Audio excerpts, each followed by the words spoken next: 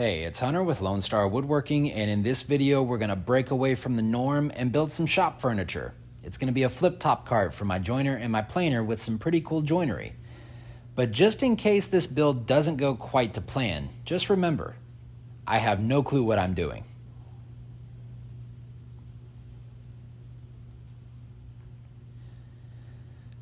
So I got a new camera, which is why the video quality looks so much better, but its audio pickup is absolutely atrocious. I didn't figure that out until I started editing this video and started trying to listen to myself, and it just sounded like Charlie Brown's mom. So unfortunately, that's something to figure out, but what I'm long-windedly trying to explain there is that in a two-car garage, space is at a premium, and you need to build your shop furniture accordingly. And I hadn't really thought about that until after I had gotten this planer and jointer and built them their own dedicated rolling carts. And I wanted them to be on separate rolling carts at first because I wanted them at specific heights. I wanted the joiner kind of closer to my midline or my waist so that I had more control and more downward pressure on the piece as I was feeding it through. And I wanted the planer a little bit higher to match right where my workbench is so that I could use it as an outfeed table. Well, because they were both on their own dedicated carts, they took up a massive footprint, and it was more than you would expect it to be. So I thought that since these two tools are right next to each other in the milling process, it would be smarter to condense or consolidate those two onto a single cart. Now, the idea for this flip-top cart actually came from a random encounter on the suggested YouTube video page whenever I was just scrolling one day with my son. And I saw this video for a flip-top cart from a YouTube channel called WhosTheVoss, with a V as in Victor. And that guy has some really freaking cool videos. And he even has plans, and all of them are free, which is super freaking cool. So the inspiration for a flip-top cart came from him, but the inspiration for the construction of it actually came from another YouTube channel called John Builds It. And he's the guy that I got the plans for my workbench from. So the construction, the joinery, all of that is going to come from John, while the just idea for all of this comes from WhosTheVoss. Now, all you've seen me do up to this point is just measure my tools and cut some plywood down to the proper length and width in order to support them. And here, I'm basically making mounting plates, right? I'm trying to give the 1/2-inch lag screws something to bite into whenever I mount my tools here, because those lag screws will, it's not a question of if, they 100% will just fly out if they only bite into plywood. But if I sandwich these two pieces of plywood together and glue them onto this pine or these mounting plates, then it should have more than enough bite to hold up a 70-ish pound planer and a 30-ish pound joiner. Now, whenever I was measuring out my planer and joiner, I had made some marks on the plywood for where the holes for mounting are going to be. And so I'm just trying to line everything up, putting glue down. I tried to undercomplicate as much as possible, because as awesome as WhosTheVoss stuff is, WhosTheVoss's stuff is? I don't know, however you say that. It seemed very overcomplicated with the type of joinery that he wanted you to use. He has a whole video series explaining how to do it, but I don't know, it just seemed so overcomplicated to me, so I tried to undercomplicate this as much as possible, hence why I am just gluing and screwing. I'm not trying to have any fancy joinery here. Now, the idea that I had with this 2-inch dowel was a good one, and if it had worked, it would have been a fantastic spindle for everything to spin on. But the problem here is, you can kind of see that the little guide rail that I'm making right there and the 6 little mounting plate pieces that I built are the exact same height as the dowel. So that means that whenever I put the side pieces on, they're only going to be 2 inches, and I'd have to drill a 2-inch hole to support a 2-inch dowel, and it just wasn't going to work out. But you'll see that I actually made another mistake, and if you've got a slightly keen eye, or you're just a better woodworker than me, which most of you probably are, you'll see it, but I'm going to reveal it right here in just a second. Wow, that took a while for me to come on screen. Anyway, one, those guide rails are really, really tight, so probably wasn't the best idea, but I had cut the dowel the exact size of the flip top. And I needed it to be longer because I needed the dowel to go through 2 different stretchers and through the cart. So I abandoned that 2-inch dowel and went right back to this 1-inch pipe idea that I had earlier. I did abandon it earlier because I didn't think it was going to be super substantial.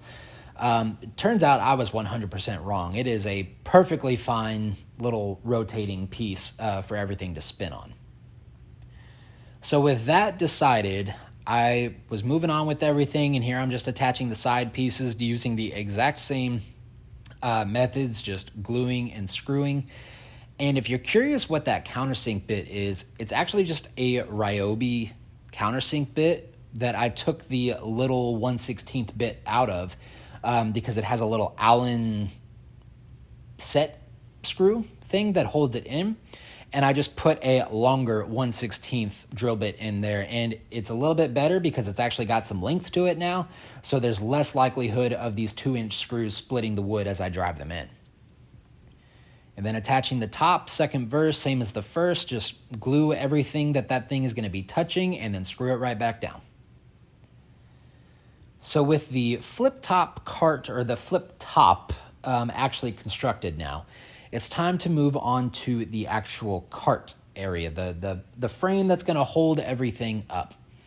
For this is where I'm going to start going into the inspiration I'm pulling from John Builds It. I'm cutting everything down to 3x3, and then I'm going to take 4 of these pieces, and I'm going to cut 3 inches off of them. I wanted a section for a stretcher that was also 3 inches wide to sit, and you'll see why here in a little bit. But all you have to do is line up 2 of the ends. It doesn't matter which side because, I mean, it's all going to work out the same way either way. But you just want one side to be perfectly flat with each other, and then you should have this nice little 3-inch shelf with those pieces that you just cut. Again, I'm sorry if this explanation is super clunky. This is very far outside of what I normally do, so I hope that all of this is clear. If it's not, please do not hesitate to ask a question in the comments, because chances are if you have that question, someone else has that question too. Now for the bottom stretchers, I didn't want to cut the exact same kind of pocket where I have that 3-inch little half flap at the very bottom, because one, I want my casters to have something to bite into, but 2, I don't know, it just makes it feel like the construction of it is a lot more difficult that way, because you kind of have to fight how everything is going to go together, because it's all going to be falling apart or falling off. Whereas with this method, you kind of give yourself a shelf. Now, you do not have to use a dado stack for this. You can 100% just leave your little 1/8 inch blade on the table saw and clear it out little by little. It's going to take you a little bit longer, but it's just as effective.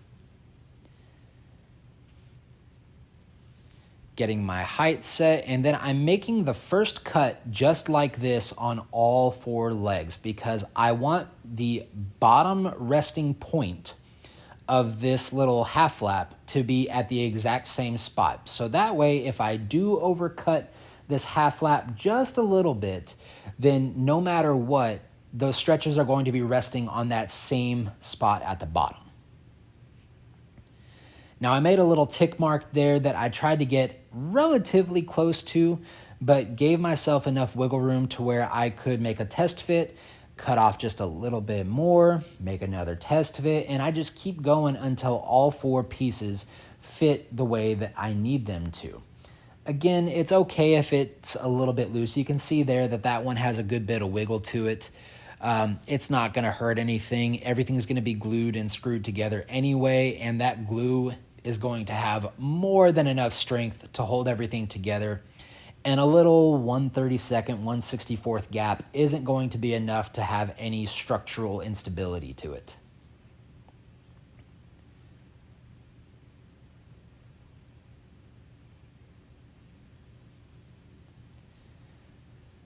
All right, so we're going to cut a second notch on the bottom here because there's going to be 2 stretchers that go on the bottom section. Now, the reason that the top section isn't going to have 2 stretchers is because those stretchers would either get in the way of the flip top itself or the tools would hit those stretchers. And so there's really no point in having stretchers at the top. If you can figure out a way to do that and like really reinforce the stability of these things, that's great.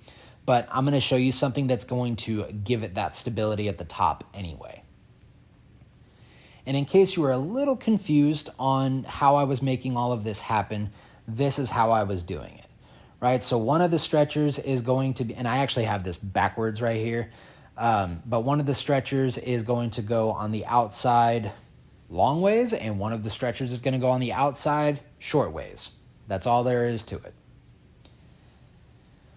All right, now I'm just cutting down the stretchers, getting everything back down to exactly 3 inches so that everything fits together very, very nicely. And then these are the top stretchers.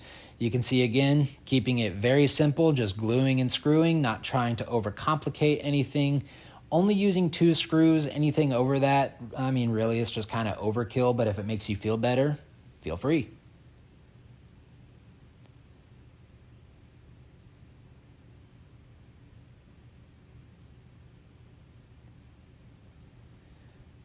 Now, here's where things start getting a little bit funny, both for you and for me. Granted, I was pretty upset with myself at first, but looking back on it, I just couldn't help but laugh at this as I was trying to put everything together because it was just so, I don't understand what made me think this was a good idea.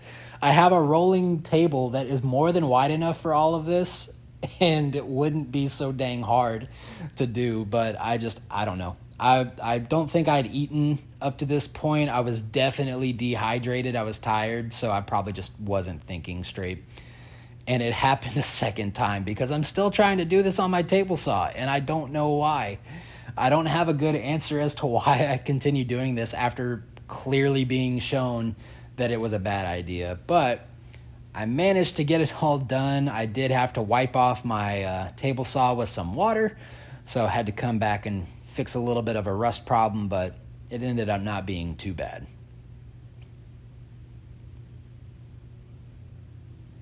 Now, I do recommend using a clamp. I do think that's one area where I went right here. It just makes everything a little bit easier, kind of makes everything snug up the way you want it to. And I've noticed throughout this narration that my camera keeps zooming in and out, trying to refocus, and I apologize about that.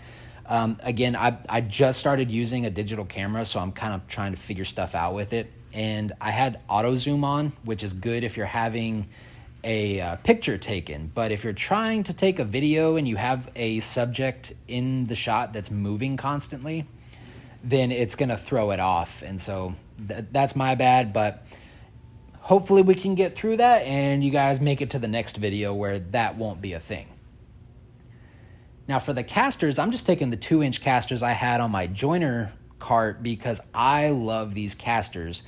I randomly found them on Amazon. They'll be linked down in the description for you too because they are super cheap and they work so well. So I'm sure we've all had experiences with casters where we have a dirty floor and they get gunked up so quickly and you try to roll it, but there's something that's just stuck to it and it won't roll smoothly.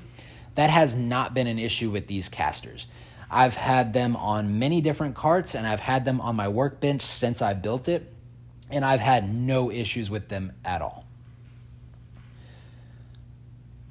So now we're just drilling the holes for the 1-inch pipe that's now going to act as the spinning mechanism for this flip top cart. And again, this wasn't the initial idea, but I'm actually happy I went with this idea in the end, because a wood dowel over time is going to degrade a lot faster than this steel pipe. So in the end, it was kind of a happy accident, something that was just kind of meant to be for this project, but it was a pain in the butt to try and line everything up.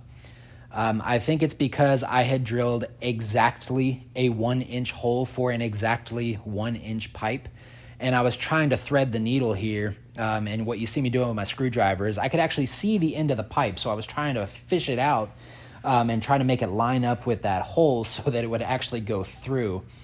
I finally got it done after a few tries, but you could see here that the cart was almost coming apart. I had pushed it pretty freaking far. Luckily, I caught it before it actually broke, and we eventually got it done, and I officially have a top that flips.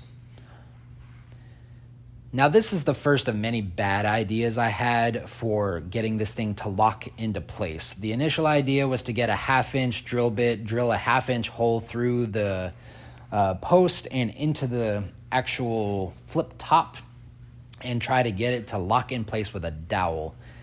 That didn't end up working out, and I actually had a bunch of different ideas involving magnets and other kinds of different dowels and pins in the sides to try to lock everything together. It wasn't working out. And so I took a break, cut the pipe down to size, and eventually came to this conclusion. Just these simple little latching bolts that you see on small fences, or maybe even boxes if you make them this way. You can go to Home Depot, they're like $3. It was pretty easy to find, and I don't know why I do this. I don't know why I was trying to find the most difficult solution to the simplest problem. After I got the first two attached, it was just a matter of flipping it over, lining everything up, and I wasn't trying to be terribly accurate with this. I really just need 2 of these things to find each other on either side for everything to be nice and stable, but it ended up being where I could get 3 of them when the planer is on top and 4 of them when the joiner is on top. Now, y'all, this is shop furniture, so I'm not terribly concerned with how it looks. I am 100% concerned with how it works. And up to this point, everything is working exactly the way I need it and want it to. So I'm using some playing cards in order to shim everything up and make everything work the way I need and want it to. You can still see those playing cards, and it's just not a huge deal. It's shop furniture, it's not for a client, and it's not that serious. Now, this is what I'm doing to kind of make this pipe act as a stretcher. I'm drilling straight through it, and then I'm sending a 2-inch screw directly through the wood and through the pipe.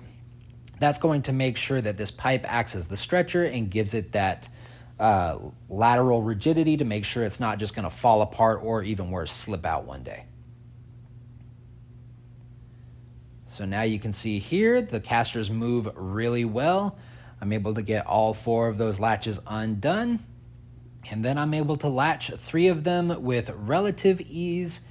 And I can get this 4th one if I fight it a good bit. I wasn't able to get it here, but I promise you, if I can fight it a good bit, I can actually make it lock and make everything that much more rigid. So now it's time for the moments of truth, where I actually mount my tools, see if I got those little mounting places right, and make sure that I don't actually split open the wood whenever I send these massive lag screws through. Now, speaking of those lag screws, they were quite large, and they were larger than the diameter of the hole here, so I had to auger them out a little bit with that stepper bit, pre-drill just a little bit, just to give the screws something to bite into, and it just so happens that the battery on my drills had died, and the 6 other batteries that I have were dead as well, because I'm horrible at actually charging my batteries. So I had to sit there and ratchet all these down, but we got it done. And you can see there, it's holding up. I was actually pretty happy to see this. This was one of the more nerve-wracking parts of the entire build because it's like, man, this planer's brand new. What if it just falls off? I eventually got over that pretty quickly.